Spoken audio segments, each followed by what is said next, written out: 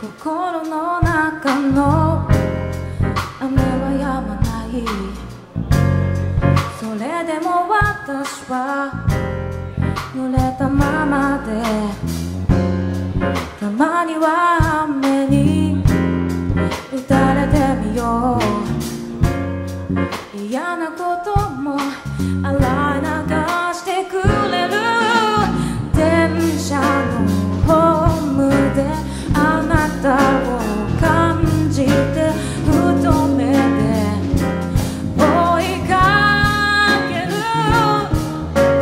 あなたが好きだったハーブティーの匂いが心を苦しくさせる。さよならしたはずなのに、小さなことで心揺れて、どこかへ飛んでったあなたは今でも私の心捕まえてる。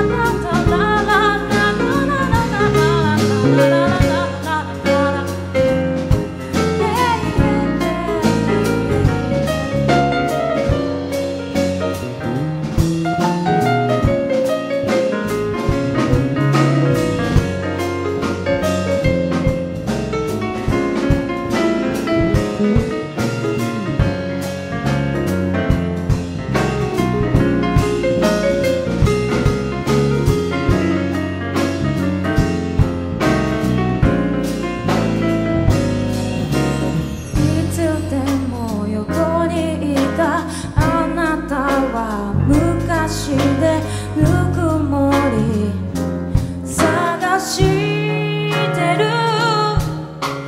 私が好きだったあなたの笑顔はまぶた閉じれば見えてくるよ。夢の中ではまだあなたと明日の朝まで踊り明かそう。